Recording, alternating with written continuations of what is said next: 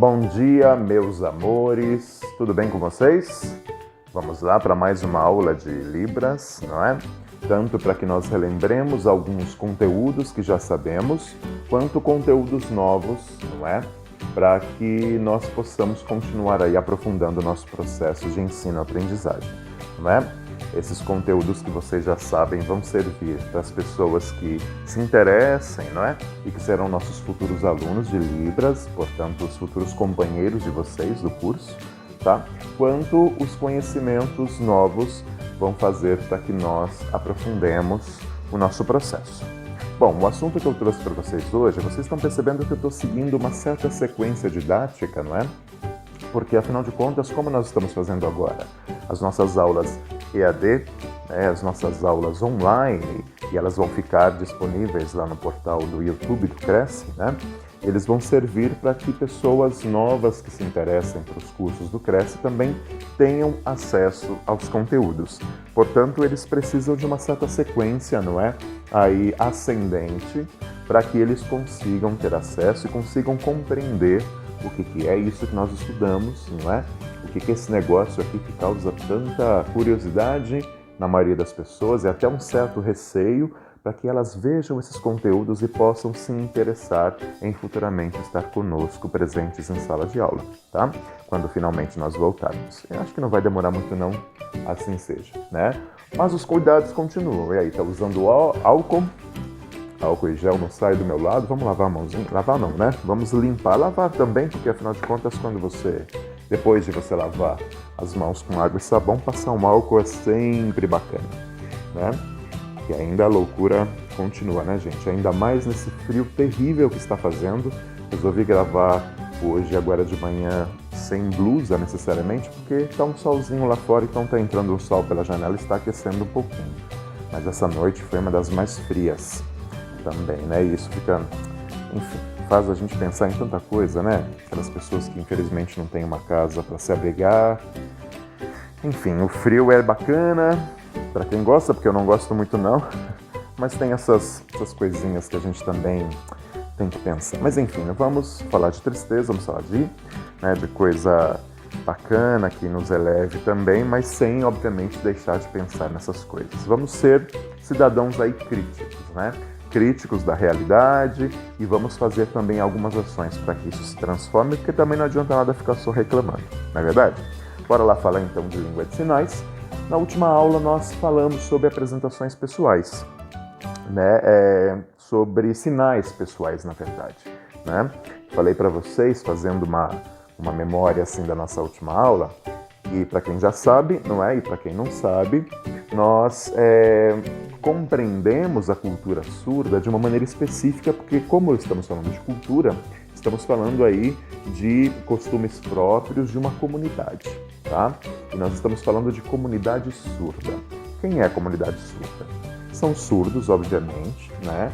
Sobretudo aqueles surdos que têm orgulho da sua condição, né? Que não ficam simplesmente colocando foco na deficiência da coisa. Lembra que eu falei que surdez, para a comunidade surda como um todo, a surdez não é vista necessariamente como uma deficiência, senão como uma característica, assim como você usa óculos, assim como você usa, por exemplo, prótese dentária, ou que você usa algum adereço no corpo e tal, a surdez é uma característica, o perfil faz parte da pessoa. Lembra que eu disse para vocês que não dá para simplesmente tirarmos a nossa surdez, deixarmos ela em casa e irmos passear no shopping porque você decidiu não ser mais surdo naquele dia. Portanto, tem ali um pressuposto, não é? Que a pessoa simplesmente é. Por isso que o termo mais adequado para se chamar uma pessoa com deficiência é pessoa com deficiência. Porém, tem esses dois pensamentos aqui diferentes. A comunidade surda que tem orgulho da sua característica da surdez, ou seja, ela não vê a surdez enquanto uma deficiência, senão como uma característica da pessoa, que é parte da pessoa, ela é surda, né? Ela é surda. E pronto, e acabou. E ela tem orgulho disso. tem uma língua própria que é a Libras, né? E os surdos fazem parte disso, mas também todas as pessoas que sabem língua de sinais, que conseguem se comunicar e que compartilham, né, essa cultura própria dos surdos. Então, nós estamos falando de comunidade surda, que é um conjunto de todas essas pessoas aqui, um conjunto enorme, né, de questões. Deste lado também, né, não podemos esquecer que também os surdos eles não têm uma característica só. Não é porque você é surdo que você vai saber Libras, não é porque você é surdo que você vai ter a sua condição enquanto orgulho e tudo mais. Nós temos também um conjunto enorme de surdos também, vamos chamar de uma comunidade também, né? Que é aqueles surdos que não sabem língua de sinais, tá? Por N motivos, tá? Por N motivos que nós podemos pensar aqui, ou por não influência da família. E quando nós falamos de influência da família, é uma coisa muito complexa, muito complicada, que a gente tem que ter muito cuidado com isso, porque nós estamos falando de surdos que estão presentes, né, em núcleos familiares diversos, né? Daqueles ouvintes, geralmente, né, são filhos surdos de pais ouvintes que têm uma consciência maior da comunidade, que vai em busca de direitos, que vai em busca de poder estimular o seu filho ou sua filha para que eles sejam cada vez mais independentes, né? Temos sim essa parcela da população, mas também tem uma enorme parte da população que vive uma espécie de luto mesmo ao saber do diagnóstico do filho que é surdo, da filha que é surda, que tem aqueles pensamentos, poxa, como é que essa pessoa vai viver, como é que ela vai ser independente, como é que ela vai poder se desenvolver. E aí, obviamente, a primeira acessibilidade que esta família tem, né, a primeira ajuda, primeiro apoio, né, que esta família tem é a perspectiva médica, biológica, que é aquela que vai procurar corrigir um defeito que esta pessoa tem, né? É usar o aparelho, é também sobre o implante coclear, que depois nós vamos falar com mais calma sobre o que é o implante coclear, né? Na esperança de que ele fale, de que ela fale, na esperança de que, se não houver uma espécie de correção nesta deficiência que a pessoa tem, ele não vai ser um ser independente. Então vocês percebam que tem dois aspectos aqui. A comunidade surda, que tem a língua de sinais, a Libras, como língua natural, como expressão de cultura, e temos toda uma gama da população que vê sim a surdez enquanto uma deficiência e tudo mais.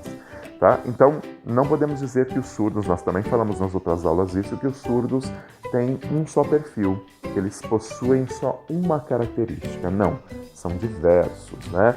É um assunto muito amplo, né? Assim como qualquer coisa, né? Qualquer aspecto que nós vamos estudar aqui na vida tem uma complexidade muito própria, né, daquele sistema, que é uma complexidade sistêmica mesmo.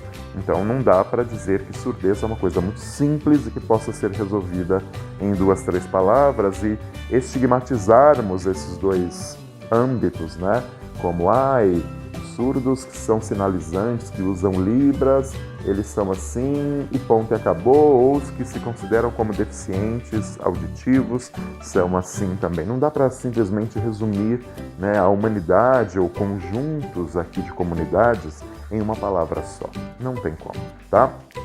Então, só para nós lembrarmos que não são todos os surdos que sabem Libras, tudo bem? Mas aqueles que sabem e que têm isso como cultura, defendem essa cultura com unhas e dentes e tal, porque eles acreditam sim que surdez não é uma deficiência, é uma característica, né? Como qualquer pessoa tem as suas características, a surdez também é parte dela, tem orgulho de expressar a sua cultura, tem orgulho de expressar a sua língua, tem orgulho de contar a sua história de desafios, sua história de conquistas e tudo mais.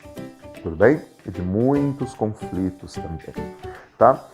Então, eu estou dizendo que tudo isso, fazendo essa memória aqui das outras aulas, porque nós falamos no último vídeo, né, especificamente, sobre questões sobre aspectos próprios da cultura surda, que é uma maneira desse surdo se identificar, ou seja, não necessariamente no português. Se, por exemplo, esse surdo se chama Denis, ou se chama Patrícia, ou o que quer que nome que ela seja. Quando ela se apresentar para uma pessoa, por ouvinte, ou para quem for, ou vai numa consulta médica, ou vai em qualquer lugar, tá? Se você está inserido na cultura surda, é muito interessante, Porque o que eles colocam primeiro como identificação, como autoidentificação, é o sinal pessoal que eles têm. Lembra que nós falamos no outro grupo, na outra aula, que sinal pessoal, ele geralmente tem a ver com alguma característica física que a pessoa tem ou que ele próprio tenha, tá? E ele se apresenta com essa característica física. Porque quando nós falamos de característica física, nós falamos de um aspecto visual, de uma marca, vamos assim dizer, de um registro mesmo dessa pessoa, tá? Cuja lembrança dessa pessoa ela vai se dar através dessa marca, através desse registro, através desta característica física. Então, o nome em português, ele quase não vai, né, ser tão importante. Obviamente que ele é importante, é claro que ele é importante, porque afinal de contas estamos no Brasil, né, e afinal de contas a língua, o idioma oficial brasileiro é o português, tá? A Libras, ela é um meio oficial de comunicação da comunidade surda, é um meio de expressão, de comunicação, de cultura, e quando nós falamos de cultura, obviamente a língua ela também está presente nisso. Mas é necessário que saibamos que a língua oficial brasileira é o português, tá? Que além da língua de sinais, além da Libras, tem outras línguas no Brasil também. Tem as línguas indígenas, tem as línguas de comunidades quilombolas, tem línguas que vieram de aspectos migratórios, né, para cá, para o Brasil, e mantiveram cultura, ou seja, nós temos diversas línguas, diversos sotaques, diversas questões no Brasil, linguísticas, né, que são diversas tanto qual. E não tem um reconhecimento oficial dessas línguas todas. Mas a Libras, no ano de 2002, lembra que nós falamos para vocês, né, através da Lei 10.436, sancionada em 2002, reconheceu a língua de sinais, ou seja, a Libras, a língua brasileira de sinais, enquanto língua. Porque antes as pessoas só olhavam para Libras como gestualidades soltas, que não tinham absolutamente nenhuma gramática, nenhuma estrutura, sabe? Nenhuma cultura própria. Eles eram simplesmente gestualidades, tá? E que não tinham qualquer conexão com uma estrutura linguística como tal. Em 2002, finalmente, o nosso país então reconheceu-se a Libras como meio oficial de comunicação e expressão da comunidade surda. Quando eu digo meio oficial, é o que está na lei, tá? O texto que está na lei é porque nós não temos duas línguas oficiais no Brasil. Não é o português e a Libras, não. Na verdade, o português é a língua oficial, porque vamos pegar como exemplo tudo para... deixa eu ver assim como eu estruturo melhor para vocês. Para onde quer que vocês olhem, para placas, para a televisão como um todo, para as revistas, jornais, tudo que comunica, placa de trânsito, tudo está em quê? Em português. Tudo, tá?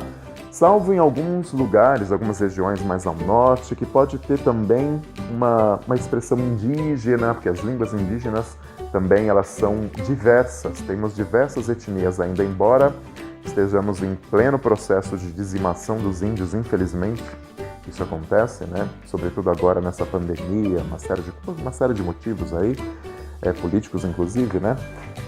Temos línguas diversas indígenas no Brasil, que são de diversas etnias, tá? Mas elas não são reconhecidas oficialmente, ou seja, não está em todo o processo comunicativo do Brasil as duas línguas ao mesmo tempo. Porque se fossem duas línguas ou 3 ou 4 oficiais no Brasil, todos os meios de comunicação e tudo que se comunica, né, tanto em leitura quanto em escrita, estaria nas duas línguas, tá? É o que acontece, por exemplo, com alguns países. Por exemplo, a Espanha, tá? Não sei se vocês sabem, mas temos lá na Espanha 4 idiomas, tá? Que tem, não que todos sejam extremamente oficiais, mas se eles são falados ao mesmo tempo dentro do país, tá? E por processos históricos e uma série de coisas, essas línguas elas foram proibidas um certo tempo, mas hoje tem algumas leis que asseguram que elas podem ser faladas, inclusive nessas regiões onde elas são faladas. Geralmente tem o castelhano espanhol, que é oficial, e geralmente os meios de comunicação ou que a língua que se usa no dia a dia são usadas nas 2 ou nas 3 ou nas 4 línguas e tudo mais ao mesmo tempo. No caso da Espanha especificamente isso acontece, porque tem processos históricos ali né, e de conquistas que fizeram com que essas línguas se tornassem oficiais, ou seja, fossem oficializadas de fato. No Brasil, no caso, não é da mesma forma. Nós temos o português como língua majoritária, como língua hegemônica, tá? Mas nós temos comunidades, tá, indígenas, quilombolas, comunidade surda e por aí vai, que conseguiram, através de muita luta, de muita conquista, no caso da língua de sinais, da Libras, tá? Muita luta mesmo, muito esforço, conseguiram finalmente ter reconhecido o direito de poder expressar, usar a língua de sinais da Libras, tá? No dia a dia e por aí vai, tá? Tanto é que cada vez mais vocês veem que a acessibilidade está presente, mas ainda tem muitos caminhos a serem percorridos, não é uma coisa que está fechada e solucionada, não é uma coisa que simplesmente possamos aqui cruzar os braços e falar já temos muitas leis para pessoas com deficiência, ou a questão das línguas de sinais já está super resolvida, portanto não vamos mais lutar por nada e vamos simplesmente ver o barco passar. Não é bem assim, nós sabemos que as coisas ainda elas são muito passíveis de muita luta, vamos assim dizer. Bom, mas sem mais delongas, finalmente vamos aqui falar sobre, então, aprofundar um pouco mais sobre essa apresentação pessoal, como é que você poderia se apresentar para uma pessoa surda, como é que isso acontece, né, aqui na comunidade, tá certo?